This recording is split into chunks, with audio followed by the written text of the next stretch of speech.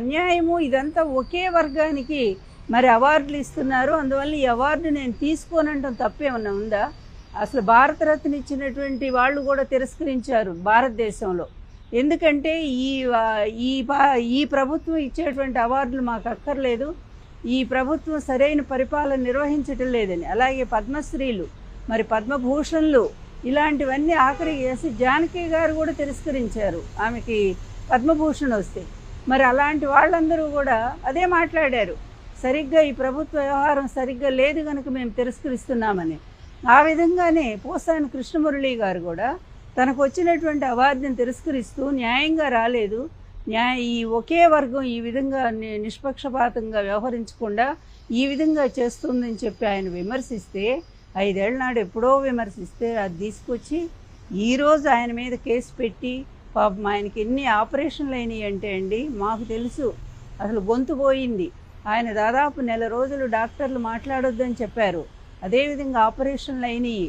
అటువంటి అనారోగ్యంతో ఉన్నటువంటి మనిషిని ఈ విధంగా దారుణంగా ఎప్పుడో కేసు ఎక్కడో, అది కూడా మనోభావాలు దెబ్బతిన్నాయట.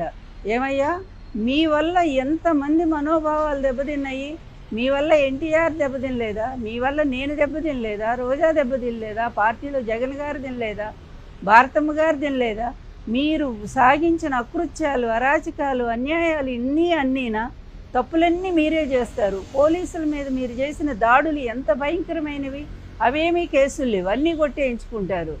ఈరోజు ఒక్క మాట అన్నందుకు, తనకు వద్దన్నందుకు తీసుకెళ్ళి ఎక్కడో కడప జైల్లో పెడతారు. ఎంత దారుణం! 65 ఏళ్ల వయసున్న మనిషిని అప్పుడు కూడా అంతేగా, మీకు న్యాయం ఎక్కడుంది? 75 ఏళ్ల వయసు ఉన్నటువంటి వ్యక్తిని ఆ రోజు అన్యాయంగా దించి ఆయన ప్రాణాలు పోవటానికి ఆ రోజు కారకులయ్యారు. ఈరోజు కూడా ఈ విధంగా మరి అనారోగ్యంతోనూ మరి బాధపడుతున్నటువంటి వ్యక్తిని, పైగా నాకు రాజకీయాలు కూడా వద్దు, నేను ప్రశాంతంగా ఉంటాను ఇంట్లో అని ఆయన రాజకీయాలను కూడా వదిలేసినటువంటి వ్యక్తిని ఒక కక్షపూరితంగా మీ స్నేహితులు చెప్పారని నిజంగానే అడుగుతున్నాను. పవన్ గారు, ఆ రోజు ఆయన భార్యని మీరు ఎంత విమర్శించారండి? ఆయన భార్య పాపం ఇంట్లోంచి ఎప్పుడన్నా బయటకు వచ్చిందా? అటువంటి ఆమె మీద కూడా మీ మనుషులను పంపించి నిందలేయించారే. మీ కక్ష తీర్చుకోవడానికి ఈరోజు మళ్ళీ ఆయన తీసుకొచ్చి ఈ విధంగా చేస్తారా? ఏం న్యాయం అండి పవన్ గారు? కొంచెమైనా మీరు ఆలోచించరా? వాళ్ళ తండ్రి కొడుకులకి ఎట్లాగూ బుద్ధి లేదు, మీకుందని మేము అనుకుంటున్నాం ఇప్పటిదాకా. కానీ మీరు కూడా ఈ విధంగా ప్రవర్తిస్తూ ఉంటే ఇక ప్రజాస్వామ్య వ్యవస్థ ఎటుపోతుందో, పూర్తి అరాచక వ్యవస్థ, అదేవిధంగా దాష్టిక పరిపాలన ఈ రాష్ట్రంలో కనిపిస్తూ ఉంది. ఆంధ్రప్రదేశ్ ప్రజలకు మీరు వరగూడిందేం లేదు, మీకు వరగబెట్టింది ఏమీ లేదు. పైగా ఈ విధంగా అటు వంశీని, ఇటు మరి పోసాని మురళీకృష్ణ గారిని, ఇంకా మరి వైఎస్ఆర్ కాంగ్రెస్ పార్టీ నాయకుల్ని ఎంతమంది మీద మీరు కేసులు పెట్టుకుంటూనే పోతూనే ఉన్నారు.